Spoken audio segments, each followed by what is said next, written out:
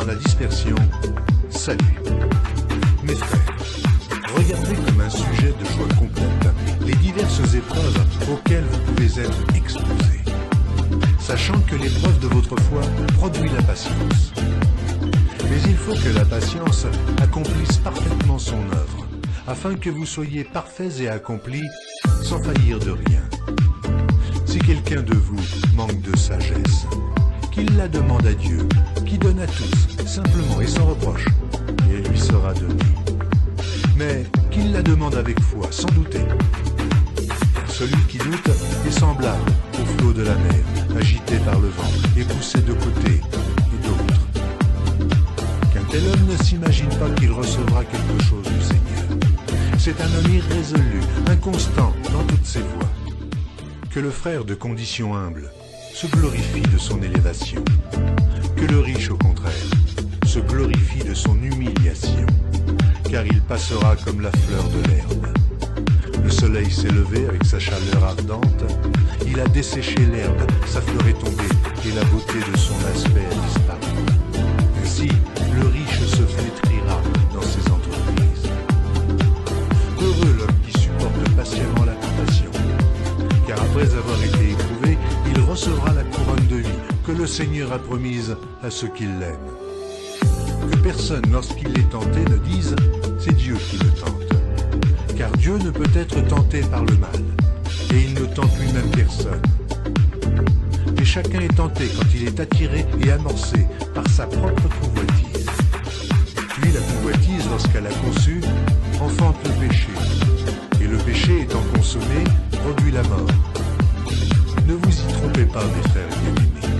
Toute grâce excellente et tout don parfait descendent d'en haut, du Père des Lumières, chez lequel il n'y a ni changement, ni ombre de variation.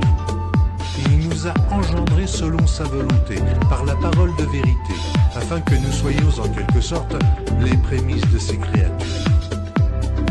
Sachez-le, mes frères bien-aimés, ainsi que tout homme soit prompt à écouter, lent à parler, lent à se mettre en colère, car la colère de l'homme n'accomplit pas la justice de Dieu. C'est pourquoi, rejetant toute souillure et tout excès de malice, recevez avec douceur la parole qui a été plantée en vous et qui peut sauver vos âmes. Mettez en pratique la parole et ne vous bornez pas à l'écouter en vous trompant vous-même par de faux raisonnements. Car si quelqu'un écoute la parole et ne la met pas en pratique, il est semblable à un homme qui regarde dans un miroir son visage naturel et qui, après s'être regardé, s'en va et oublie aussitôt qui il était. Et celui qui aura plongé les regards dans la loi parfaite, la loi de la liberté, et qui aura persévéré, n'étant pas un auditeur oublieux, mais se mettant à l'œuvre, celui-là sera heureux dans son activité. Si quelqu'un croit être religieux, sans tenir sa langue en bride, mais en trompant son cœur, la religion de cet homme est vaine. La religion pure et sans tache, devant Dieu notre Père, consiste à visiter les orphelins et les veuves dans leur affliction, et à se préserver des souillures du monde.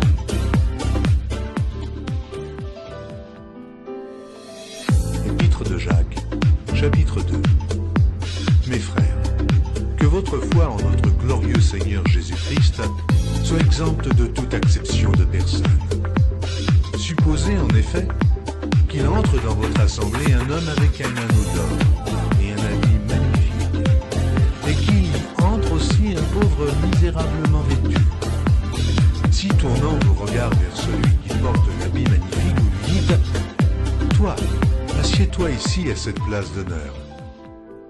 Et si vous dites aux pauvres « Toi, tiens-toi là debout, ou bien assieds-toi au-dessous de mon marchepied », ne faites-vous pas en vous-même une distinction?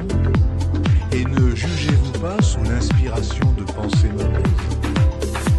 Écoutez, mes frères bien-aimés, Dieu n'a-t-il pas choisi les pauvres aux yeux du monde pour qu'ils soient riches en la foi et héritiers du royaume qu'il a promis à ceux qui l'aiment? Et vous avilissez le pauvre. Ne sont-ce pas les riches qui vous oppriment et qui vous traînent devant les tribunaux? Ne sont-ce pas eux qui outragent le beau nom que vous portez? Si vous accomplissez la loi royale selon l'Écriture, tu aimeras ton prochain comme toi-même, vous faites bien. Mais si vous faites exception de personne, vous commettez un péché, vous êtes condamnés par la loi comme des transgresseurs. Car quiconque observe toute la loi, mais pêche contre un seul commandement, devient coupable de tous. En effet, celui qui a dit « tu ne commettras point d'adultère » a dit aussi « tu ne tueras point ». Or, si tu ne commets point d'adultère, mais que tu commettes un meurtre, tu deviens transgresseur de la loi. Parlez et agissez comme devant être jugés par une loi de liberté.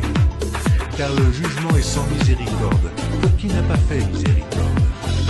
La miséricorde triomphe du jugement. Mon frère, que sert-il à quelqu'un de dire qu'il a la foi s'il n'a pas les œuvres? La foi peut-elle le sauver? Si un frère ou une sœur sont nus et manquent de la nourriture de chaque jour, et que l'un d'entre vous leur dise « Allez en paix, chauffez-vous et vous rassasiez », et que vous ne leur donniez pas ce qui est nécessaire au corps, à quoi cela sert-il? Il en est ainsi de la foi, si elle n'a pas les œuvres. Elle est morte en elle-même. Quelqu'un dira « Toi, tu as la foi, et moi j'ai les œuvres. Montre-moi ta foi sans les œuvres, et moi, je te montrerai la foi par mes œuvres. Tu crois qu'il y a un seul Dieu, et tu fais bien. Démon le croit aussi, et il tremble. Veux-tu savoir, ô homme vain, que la foi sans les œuvres est inutile? Abraham, notre père, ne fut-il pas justifié par les œuvres lorsqu'il offrit son fils Isaac sur l'autel? Tu vois que la foi agissait avec ses œuvres, et que par les œuvres, la foi fut rendue parfaite. Ainsi s'accomplit ce que dit l'Écriture. Abraham crut à Dieu, et cela lui fut imputé à justice. Et il fut appelé ami de Dieu. Vous voyez que l'homme est justifié par les œuvres, et non par la foi seulement. Rahab, la prostituée, ne fut-elle pas également justifiée par les œuvres lorsqu'elle reçut les messagers et qu'elle les fit partir par un autre chemin? Comme le corps sans âme est mort, de même, la foi sans les œuvres est morte. Épître de Jacques, chapitre 3. Mes frères, qu'il n'y ait pas parmi vous un grand nombre de personnes qui se mettent à enseigner, car vous savez que nous serons jugés plus sévèrement. Nous bronchons tous de plusieurs manières. Si quelqu'un ne bronche point en parole, c'est un homme parfait, capable de tenir tout son corps en bonne. Si nous mettons le mort dans la bouche des chevaux pour qu'ils nous obéissent, nous dirigeons aussi leur corps tout entier. Voici, même les navires, qui sont si grands et que poussent des vents impétueux, sont dirigés par un très petit gouvernail au gré du pilote. De même la langue est un petit membre, et elle se vante de grandes choses. Voici comme un petit feu peut embraser une grande forêt. La langue aussi est un feu, c'est le monde de l'iniquité. La langue est placée parmi nos membres, souillant tout le corps et enflammant le cours de la vie, étant elle-même enflammée par la géhenne. Toutes les espèces de bêtes et d'oiseaux, de reptiles et d'animaux marins sont domptés et ont été domptés par la nature humaine. Mais la langue, aucun homme ne peut la dompter. C'est un mal qu'on ne peut réprimer. Elle est pleine d'un venin mortel. Par elle, nous bénissons le Seigneur notre Père, et par elle, nous maudissons les hommes faits à l'image de Dieu. De la même bouche sortent la bénédiction et la malédiction. Il ne faut pas, mes frères, qu'il en soit ainsi. La source fait-elle jaillir par la même ouverture l'eau douce et l'eau amère? Un figuier, mes frères, peut-il produire des olives? Ou une vigne, des figues? De l'eau salée ne peut pas non plus produire de l'eau douce. Lequel d'entre vous est sage et intelligent? Qu'il montre ses œuvres par une bonne conduite, avec la douceur de la sagesse. Mais si vous avez dans votre cœur un zèle amer et un esprit de dispute, ne vous glorifiez pas et ne mentez pas contre la vérité. Cette sagesse n'est point celle qui vient d'en haut, mais elle est terrestre, charnelle, diabolique. Car là où il y a un zèle amer et un esprit de dispute, il y a du désordre et toutes sortes de mauvaises actions. La sagesse d'en haut est premièrement pure, ensuite pacifique, modérée, conciliante, pleine de miséricorde et de bons fruits, exempte de duplicité, d'hypocrisie. Le fruit de la justice est semé dans la paix par ceux qui recherchent la paix. Épître de Jacques, chapitre 4. D'où viennent les luttes? Et d'où viennent les querelles parmi nous? N'est-ce pas de vos passions qui combattent dans vos membres? Vous convoitez, et vous ne possédez pas. Vous êtes meurtriers et envieux, et vous ne pouvez pas obtenir. Vous avez des querelles et des luttes, et vous ne possédez pas, parce que vous ne demandez pas. Vous demandez, et vous ne recevez pas, parce que vous demandez mal, dans le but de satisfaire vos passions. Adultères que vous êtes. Ne savez-vous pas que l'amour du monde est inimitié contre Dieu? Celui donc qui veut être ami du monde se rend ennemi de Dieu. Croyez-vous que l'Écriture parle en vain? C'est avec jalousie que Dieu chérit l'esprit qu'il a fait habiter en nous. Il accorde au contraire une grâce plus excellente. C'est pourquoi l'Écriture dit « Dieu résiste aux orgueilleux, mais il fait grâce aux humbles. Soumettez-vous donc à Dieu, résistez au diable, et il fuira loin de vous. Approchez-vous de Dieu, et il s'approchera de vous. Nettoyez vos mains, pécheurs. Purifiez vos cœurs, hommes irrésolus. Sentez votre misère. Soyez dans le deuil et dans les larmes. Que votre rire se change en deuil et votre joie en tristesse. Humiliez-vous devant le Seigneur, et il vous élèvera. Ne parlez point mal les uns des autres frères. Celui qui parle mal d'un frère ou qui juge son frère parle mal de la loi et juge la loi. Or, si tu juges la loi, tu n'es pas observateur de la loi, mais tu en es juge. Un seul législateur est juge. C'est celui qui peut sauver et perdre. Mais toi, qui es-tu qui juge le prochain? À vous maintenant qui dites, aujourd'hui ou demain nous irons dans telle ville, nous y passerons une année, nous trafiquerons et nous gagnerons. Vous qui ne savez pas ce qui arrivera demain, car qu'est-ce que votre vie? Vous êtes une vapeur qui paraît pour un peu de temps et qui ensuite disparaît. Vous devriez dire au contraire, si Dieu le veut, nous vivrons et nous ferons ceci ou cela. Mais maintenant, vous vous glorifiez dans vos pensées orgueilleuses. C'est chose mauvaise que de se glorifier de la sorte. Celui donc qui sait faire ce qui est bien et qui ne le fait pas, commet un péché.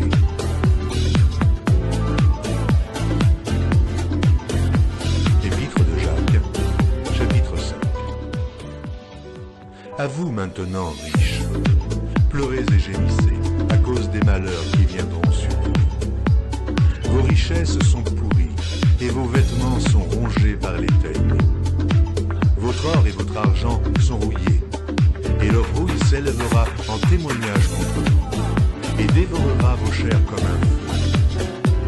Vous avez amassé des trésors dans les derniers jours. Voici le salaire des ouvriers qui ont moissonné vos champs, et dont vous les avez frustrés cris. Et les cris des moissonneurs sont parvenus jusqu'aux oreilles du Seigneur des armées. Vous avez vécu sur la terre dans les voluptés et dans les délices. Vous avez rassasié vos cœurs au jour du carnage. Vous avez condamné, vous avez tué le juste qui ne vous a pas résisté. Soyez donc patients, frères, jusqu'à l'avènement du Seigneur. Voici, le laboureur attend le précieux fruit de la terre, prenant patience à son égard, jusqu'à ce qu'il ait reçu les pluies de la première et de l'arrière-saison. Vous aussi, soyez patients, affermissez vos cœurs, car l'avènement du Seigneur est proche. Ne vous plaignez pas les uns des autres, frères, afin que vous ne soyez pas jugés. Voici, le juge est à la porte. Prenez, mes frères, pour modèle de souffrance et de patience, les prophètes qui ont parlé au nom du Seigneur. Voici, nous disons bienheureux ceux qui ont souffert patiemment. Vous Vous avez entendu parler de la patience de Job, et vous avez vu la fin que le Seigneur lui accorda, car le Seigneur est plein de miséricorde et de compassion.